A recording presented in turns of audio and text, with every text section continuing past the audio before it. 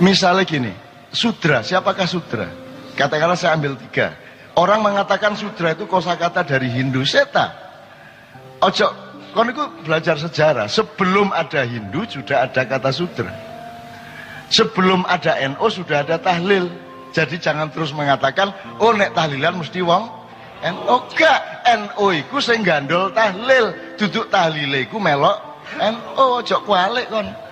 Gitu loh rek. Sak durunge wong NO lahir tahun 26 sudah tahlilan berabad-abad. Nah, sudra itu tidak ada hubungannya sama Hindu meskipun dipakai oleh kosakata penjelasan teologi Hindu. Jadi katakan 3 ya, sudra, satria, brahmana. Itu sebenarnya bukan soal level dan stratifikasi. Itu soal fokus.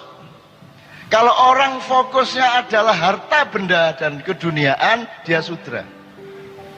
Dia boleh sholat rajin, boleh naik haji, boleh suka sodako, boleh infak, boleh apa, boleh bikin masjid. Tapi kalau niatnya adalah harta benda dan keduniaan, dia adalah sudra.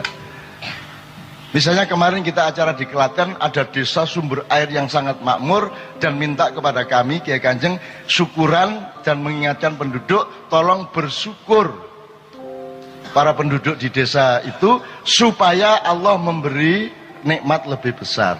Saya kondo kalimat terakhir itu agak setuju. Wes ta nek kate bersyukur ae. Wong Gusti Allah mesti nambahi kok. Tapi nek kate kok niat-niati kok Gusti Allah malah ngurangi. Wis tak berbuat baik tok ae wis, bersyukur tok ae. Aja adik supaya ngono to. Ayo setor 1 juta supaya ngono to. Ayo sembayang di Ka'bah supaya niku lho. Ayo lunga kaji supaya ngono to. Lho kan itu tujuanmu duduk lunga kaji berarti. Kata setelah supaya iku mah. Lunga kaji me alat, padahal lunga kaji itu harus menjadi fokus.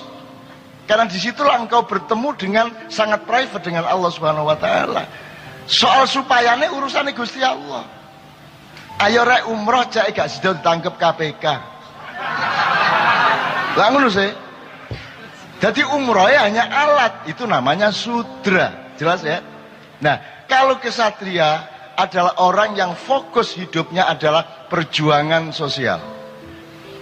Mengabdi kepada orang banyak. Kayak ombudsman itu adalah satria-satria. KPK, satria-satria. Pejabat-pejabat seharusnya mereka satria-satria.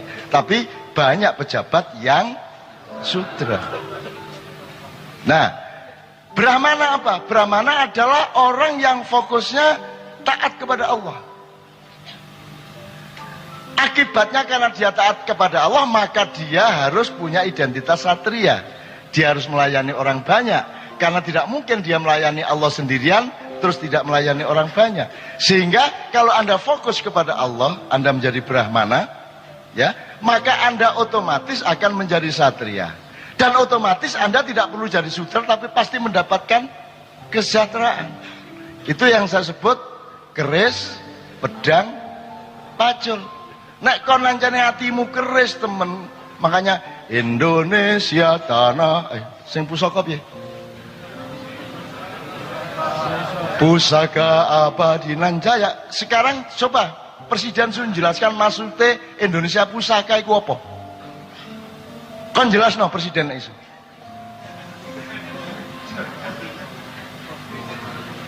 Makanya ndolek presiden iku sing hati-hati. Aku wis duwe definisine wis duwe. Aku wis ketemu tetesan kecil. Presiden kita nanti harus sak kata iku tok wis cukup untuk dandani Indonesia dan membuat dunia takzim kepada kita. Sopo ae kate mlebu macam-macam, nggak gini gak cewek pisan. Nek dengan satu kata itu beres masalah. Tapi gak tak kandakno awakmu. Engko sik. Aku biarkan dia di dalam sunyi di balik daun-daun. Ini ya. Sekarang saya tanya sama Anda, Anda kesini tidak ada gunanya kalau Anda bersikap sebagai sudra. Ya toh? Tapi kalau Anda dari satria masih lumayan. Tapi kalau mau lebih sip lagi dan lebih terjamin lagi, jadilah Brahma. Berpikirnya pelayanan kepada Allah, ketaatan kepada Allah, maka Anda pasti harus taat, harus melayani sesama manusia. Tidak mungkin Anda taat kepada Allah tanpa rahmatan lil alamin. Kan jelas logikanya. Gitu loh teman sekalian. Nah, dengan begitu teman yang soal syariat, thariqat, hakikat, ma'rifat tadi, tolong itu menjadi wacana saja, tidak perlu Anda merubah apa yang sudah Anda lakukan dan Anda pahami. Kalau Anda bertanya, apa yang harus dilakukan oleh orang ma'iyah? Benar ya? Yang harus dilakukan orang ma'iyah adalah menanyakan kepada dirinya apa yang harus dilakukan oleh orang ma'iyah.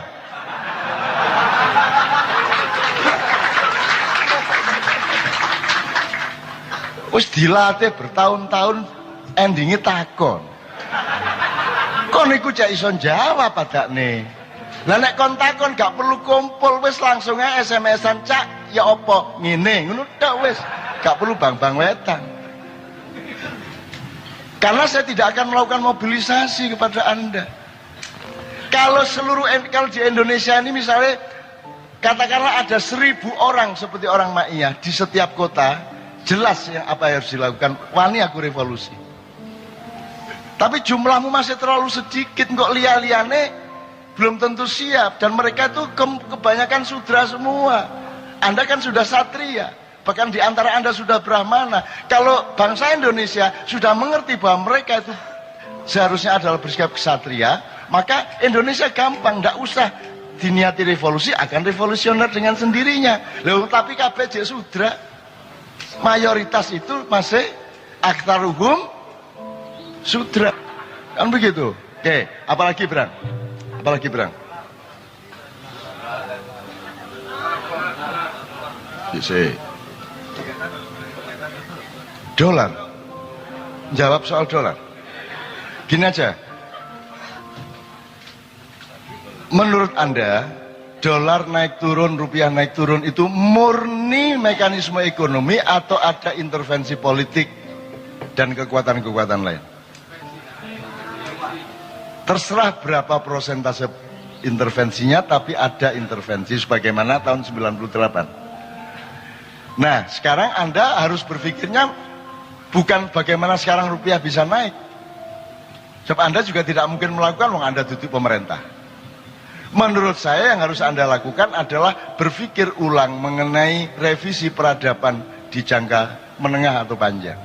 Nah, pikirkanlah sekarang ada 3 sistem di dalam perniagaan dunia. Ada sistem yang sekarang dipakai yaitu sistem uang.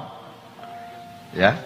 Uang yang dimaksud uang sekarang itu kan janjane nek kon teplek utawa gapleko, ku mek korean iki lho. Korean tak kertas disuwek 10.000, jane mek kertas. Ngono to? Lah mek iku to jane. Engko aku utang mek njupuk pentol korek telu berarti utang 30.000 ngono to. Jadi dia cuma X dan Y. Uang itu uang itu omong kosong, dia cuma simbolik gitu ya.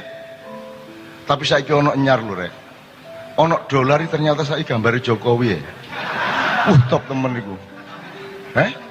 Ono lho. Aku tas dikirimi gimana? Top temen iku. Nah, ada sistem yang lain yang dulu di zaman katanya primitif adalah sistem barter. Sistem yang ketiga yang kelak harus dikembangkan adalah sistem di zaman Rasulullah, di mana alat tukar itu harus punya harga sesuai dengan nilai tukarnya.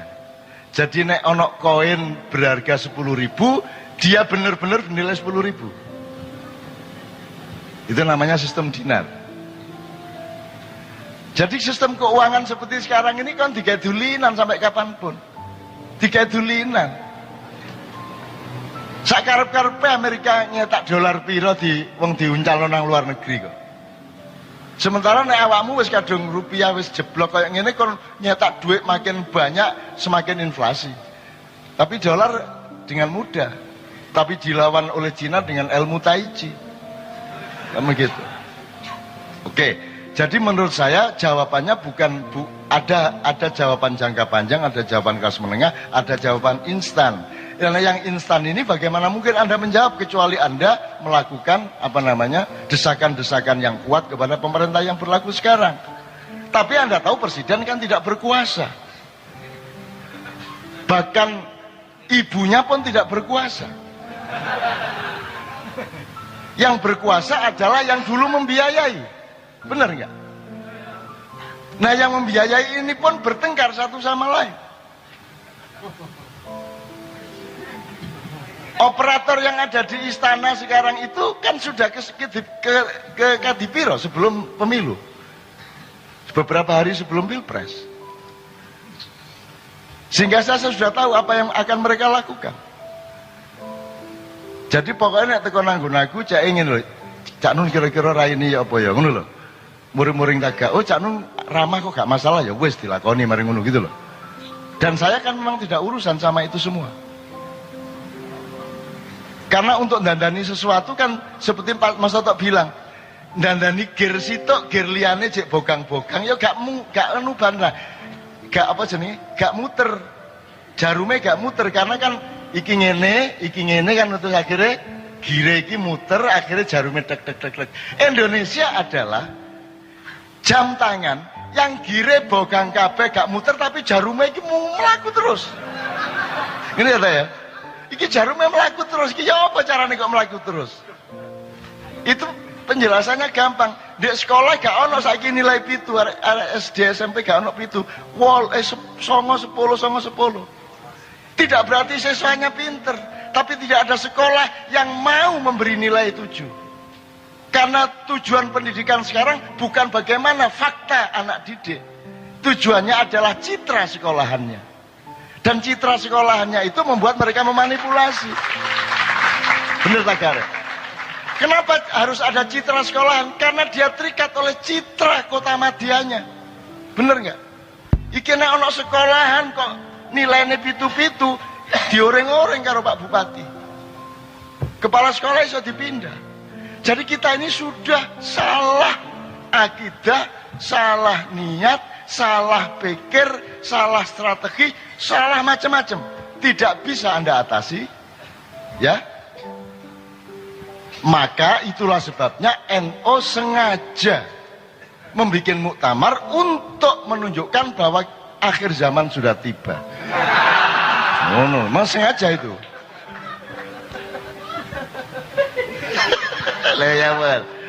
Jadi itu bukan sesuatu yang harus yang pasti buruk, enggak.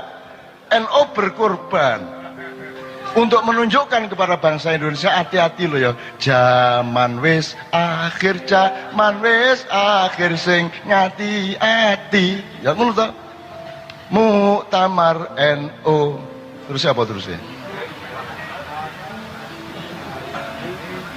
Wis wayahe ojo ngono to, ojo ngono. Oke, saya tidak mempersoalkan muktamar. Saya tidak ada masalah dengan muktamar NU Muhammadiyatun Nahdlatul Muhammadiyin.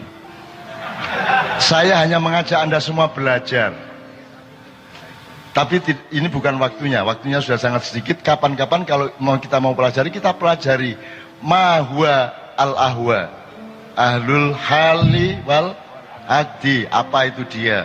Apa hubungannya dengan sistem pemilihan kualitatif model timur, di mana Wali Songo dulu mempraktekannya yang pertama, kan begitu. Terus ADART NO itu ADART hubungannya apa sama ahwa? Nanti kita pelajari bareng-bareng. Gitu ya teman sekalian. Ono meneh poin Bang. Sudah tidak ada ya. Jadi dolar gini, dolar ini Anda tidak usah terlalu pusing-pusing amat, tapi syaratnya Anda harus punya putaran ekonomi real kecil-kecil. Ya. Akan sedikit terpengaruh, tapi nek awakmu duwe puteran dhewe akan tetap survive.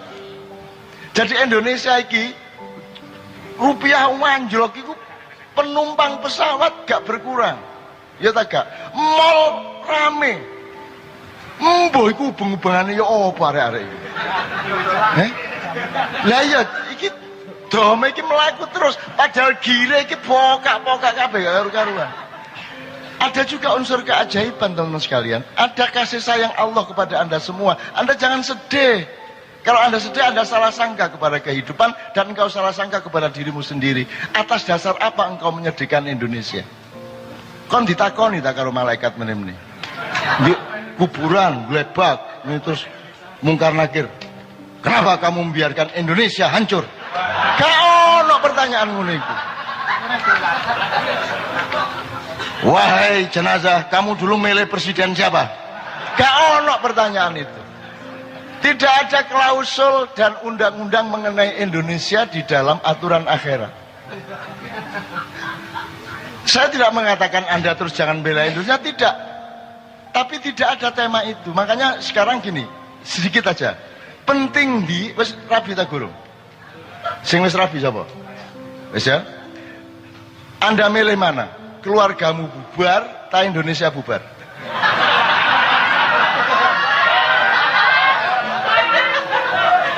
Jangan menyangka saya anti Indonesia dan ingin Indonesia bubar loh. Tapi Anda harus punya keputusan identiti tadi itu. Keputusan prinsipil. Lebih penting mana? Keluargamu apa negaramu? Nah, Anda mengatakan lebih penting keluarga dari negara itu kan tidak berdasarkan seleramu, tapi berdasarkan firman Allahmu. Ku anfusakum wa ahlikum naro. Itu tok kewajibanmu. Itu tok. Sing ditakoni kok mek iku tok. Kok kon iku gaene nempilingi anak. Lho ngono tok paling takoni malaikat. Gak ono pertanyaan kenapa kamu biarkan dolar merajalela. Gak ono. Gak ono dalam daftar itu tak delok, gak ono. Pertanyaannya malaikat. Nah, apakah kita terus tidak nolongin Indonesia? Tolonglah Indonesia, tapi pada posisi sodako. Bersodakolah untuk Indonesia, itulah nasionalismemu. Bukan karena kamu wajib, karena kalau kamu wajib rendah. Tapi kalau kamu rela dan cinta, tinggi derajatmu. Betul nggak? Ayo dukur di zakat atau sodako. Wes. Dukur di kualitas fardu ain apa fardu kifayah? Ayo, coba muring-muring loh. Ayo. Kan selama ini kan fardu ain dukur dewe memang dia paling atas sendiri. Wong penjelasannya harus kronologis. Tapi orang yang melakukan fardu kifayah itu memiliki kemuliaan yang lebih tinggi dibanding orang yang melakukan fardu ain. Zakat ya mesti ae wong dikongkon. Gak wani nek gak nglakoni zakat. Diuring-uring temen nek gak zakat. Tapi nek gak sedekah lek gak diuring-uring. Tapi kon gelem sedekah, kon ikhlas sedekah, berarti sedekah itu kemuliaan. Maka mari kita cintai Indonesia dengan bersedekah kepada Indonesia, bukan karena kita berkewajiban terhadap Indonesia. Kenapa ndak berkewajiban kepada Indonesia? Lah wis mbayari Jokowi ya. Wis mbayari pemerintah mosok kene sing diwajibno. Apa gunane kene nglumpukno pajak sampai dipenek-penek. Developer matek kabeh. Kabeh dipajeki ndek kene pajak kono pajak ditekan habis-habisan.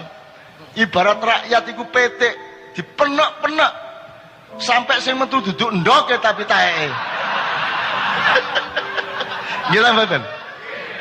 Jadi teman sekalian, apakah aku anti nasionalisme? Tidak. Aku menaikkan derajat nasionalisme dengan menyarankan Anda semua, cintailah Indonesia, perjuangkanlah nasib Indonesia dengan sodakohmu.